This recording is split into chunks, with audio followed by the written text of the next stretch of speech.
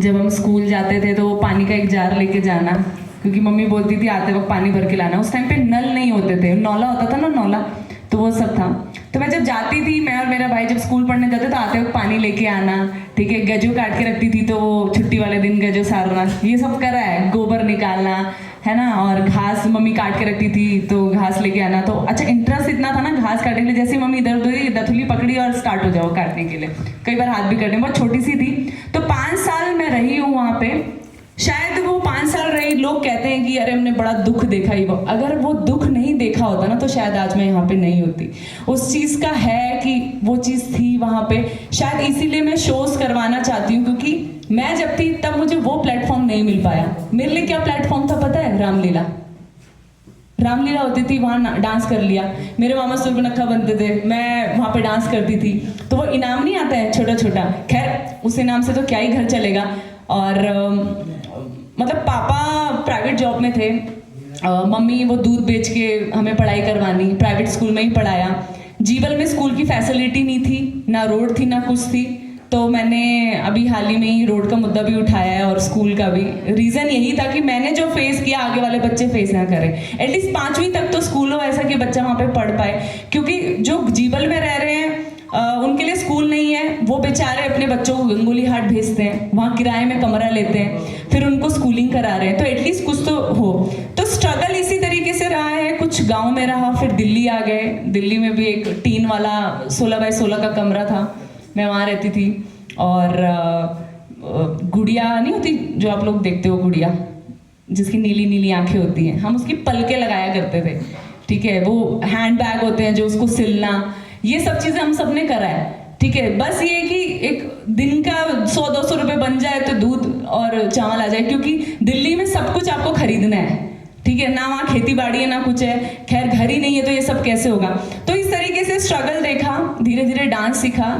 गंगोली हाट में भी एक बासु गुरुजी थे, वो मुझे डांस सिखाते थे और मैंने गंगोली हाट में शो करा। उस टाइम पे वसंतोत्सव होता था, आप सही कह रहे हैं और गंगावली महोत्सव होता था, वहाँ शोज करती थी। और पैसों के लिए नहीं, बस इंटरेस्ट था, नॉर्मल इंटरेस्ट के लिए। फिर दिल्ली आए, फिर दिल्ली में पढ़ाई होनी स्टार्ट हो गई और स्कूल में शोज करे।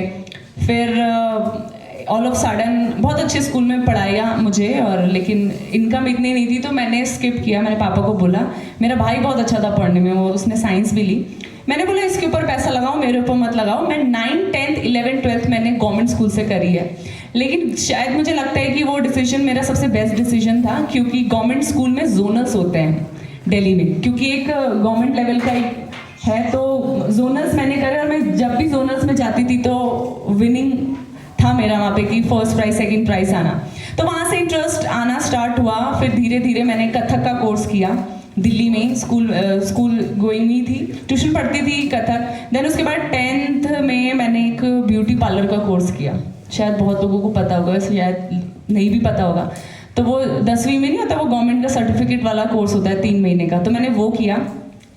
फिर उसके बाद धीरे धीरे मैं जैसे वो कोर्स किया, फिर मैं लोगों का फेशियल करती थी घर घर जाके, ठीक है। लोगों का फेशियल करना, थ्रेडिंग बनाना, मेकअप करना, ये सब करना स्टार्ट किया। फिर मैं ट्यूशन क्लासेस देने लगी। मतलब मैं स्कूल से आती थी, उसके बाद वो पीसेस बनाना, फिर किसी का कॉल आ गया मम्मी के पास कि उसको भेज दो, तो फेशियल करना। फिर शाम का एक टाइमिंग होता था 2-3 घंटे का, जिस टाइम में मैं बच्चों को ट्यूशन पढ़ाती थी। और ट्यूशन पढ़ाने के तो फीस लेती थी 200-300 रुपये, लेकिन उनको फ्री में डांस सिखाती थी। तो ये जर्नी ऐसे रही है, मेरे को ऐसा लगता था कि 1 घंटा भी या 1 मिनट भी मैं वेस्ट ना करूं, बस लगा रहे, मतलब करते रहो। और मैं ये देखती थी जैसे किसी में कोई कमी है मैं उसको पूरी करूं। अगर कोई डांस की फीस, ट्यूशन की फीस दे रहा है, उसके डांस का तो है नहीं फीस देने का, तो मैं उनको फ्री में सिखाती थी। तो जर्नी इसी तरीके से रही। फिर कॉलेज में काफ़ी चीज़ें हुई, मतलब मैंने ओपन से कॉलेज करा, मैंने BBA इन रिटेलिंग करा है, और BBA में बहुत इंटरेस्ट था, बिजनेस में बहुत इंटरेस्ट था। फिर मैंने 12th क्लियर करते ही मैंने जॉब करी 1 साल, मैंने अकाउंटेंट की करी। मैं जिप एंड थ्रेड की कंपनी हुआ करती थी मायापुरी में, उसमें करा। फिर मैंने एजुकेशन डिपार्टमेंट में कहा, जहाँ पे ये BBA कोर्स होते हैं, BA इन सब के एडमिशन्स होते हैं ना, B.Ed वगैरह के, वो करा। देन उसके बाद 1 साल के गैप लेने के बाद मैंने अपनी खुद की डांस क्लास खोली और काफ़ी अच्छी चली। फिर 1 साल बाद मुझे वेद जी मिले फिर वेद और मैंने मिलके 4 डांस क्लासेस खोले दिल्ली में, हमने बहुत शोज कराए। वेद प्रोफेशनली एंकर हैं, तो इन्होंने मुझे एंकरिंग सिखाई, फिर हम एंकरिंग करने लगे, फिर ऐसे ऐसे करते बस चीज़ें बढ़ती रहीं। लोग कहते हैं कि कोविड के टाइम पे आपने जो बोला, मेरा भी बहुत डाउन पीरियड था, क्योंकि सब कुछ रेंट पे हुआ करता था और इतने कर्जे में आ गए कि 10-12 लाख के कर्जे में थे, क्योंकि 4 स्टूडियो चलाना दिल्ली जैसी जगह पे जहाँ पे रेंट 20,000 25,000 है, फिर सबकी सैलरीज निकालना और इनकम कहीं से नहीं, क्योंकि एंटरटेनमेंट फील्ड से हैं, तो हमें तो वैसे नीचे गिरा दिया सब लोगों ने, ठीक है। तो ऐसी परमानेंट जॉब हम लोगों की थी नहीं, तो इस तरीके से रहा। और मैंने वहाँ पे ना वाइन्स बनती थी, वो आप देखने होंगे यूट्यूब में, जो है ना, हाँ, बीबी की वाइन्स टाइप। तो उन लोगों ने भी उस टाइम पे उनका तो काफ़ी अच्छा चल रहा था, तो मैंने ऐसे किसी के साथ स्टार्ट कर दिया। वेद ने बोला चलो कर लो, तो ऐसे 5-6 वीडियो फ्री में कर दी। फ्री में करने के बाद ऑल ऑफ सडन एक वीडियो वायरल हो गई, और उस टाइम पे मिलियन आना बहुत बड़ी बात होती थी, तो मिलियन में आने लगा। तो देन उसके बाद मुझे एक चैनल ने अप्रोच करा, सुमेश, दिस इज सुमेश के नाम से एक चैनल है, उसने अप्रोच करा कि ऐसे एक वेब सीरीज है tuition teacher and my love करके। तो वो जब मैंने वेब सीरीज करी, वो रिलीज करी गई MX प्लेयर पे, राइट, हिंदी वेब सीरीज थी। तो वो MX प्लेयर में जब रिलीज हुई, और वो धीरे धीरे ना वो फेम वाला चस्का चढ़ने लग गया यार, अब लोग जाने लग गए। मतलब जब निकलती थी तो अरे आप वही हो ना जो उसमें आते हो, मतलब फैन फॉलोइंग बड़ों की नहीं थी, छोटे छोटे बच्चे होते हैं ना, वो वाली फैन फॉलोइंग थी। और वो वेब सीरीज जो जितनी वीडियोस थी वो हंगामा चैनल पे आती है सारी, तो इस तरीके से होने लगा। और फिर कोविड आ गया और सारी चीजें एकदम ही मतलब बैंड बज गई सब लोगों की। मुझे फिर एक अप्रोच आया सारेगामा चैनल से, और वो था भोजपुरी गाना। अच्छा, मैंने कहा वेद को मैं भोजपुरी नहीं करूँगी, कभी भी नहीं करूँगी। वेद ने बोला गाना तो सुनो क्या है, तो वो गाना था अमिताभ बच्चन जी का परदेसिया ये सच है पिया का रिमेक करना था, और सारेगामा उस टाइम पे नया नया भोजपुरी में आया था। तो वेद को मैंने बोला क्या करना है, तो बोले कि पता करते कौन है क्या है। तो वो सिंगर था खेसारी लाल यादव, और वो बहुत बड़ा फेस है यूपी बिहार का। फिर हमने थोड़ा पता करा कि ये कहाँ से, तो उसने बिग बॉस किया था, काफ़ी चीज़ें की थी। देन उसके बाद वो सब हुआ, तो हमने कहा चलो एक काम करते हैं, कर लेते हैं गाना, लेकिन बताएंगे नहीं किसी को ना, पोस्टर रिलीज करेंगे। तो हम गए, हमने किया वहाँ पे। तो सबसे पहले तो हमें आई इतनी बड़ी गाड़ी लेने के लिए, ठीक है, हमारी एयर टिकट कराई गई, हम गए, बड़ी सी गाड़ी थी, चले पहुँचे।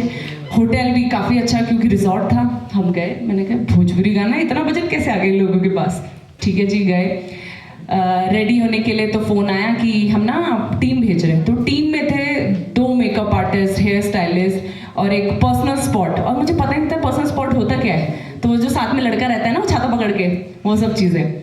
अच्छा ठीक है, सब चीज़ें हुई, सेट पे गई। पहली बार मैंने रेड कैमरा देखा था, सामने 2 रेड कैमरे थे, बड़ी बड़ी लाइट्स थी, पीछे बैकग्राउंड में 100 लड़के लड़कियां डांस कर रहे हैं। मेरा डांस देख के तो उन्होंने मुझे बुला लिया, आई वॉज ब्लैंक।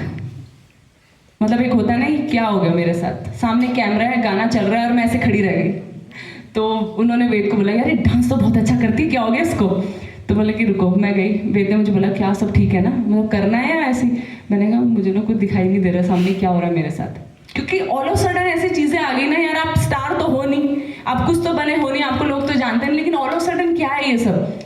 फिर उसके बाद उस जगह पे ना एक आदमी था, उसके बड़े बड़े बाल थे, मुझे अच्छे से याद है। मैंने पहला जब टेक दिया, उसके होने के बाद जब मैंने फर्स्ट टेक दिया, डांस वांस बड़ा अच्छा सा हो गया, सारी चीज़ें। खिसारी ने बहुत हेल्प करी मुझे कि आपको कोई भी दिक्कत हो बता देना। एक तो भोजपुरी पहली बार सुनी थी, पता समझ में आ नहीं रही थी, बट ये हिंदी रिमेक था तो मेरे लिए फाइन था।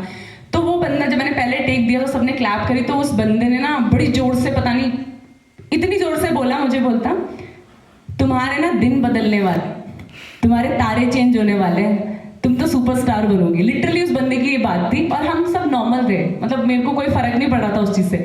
हम गए, तब भी मेरे दिमाग में यही था ये रिलीज होगा, मैं पोस्टर नहीं डालूंगी।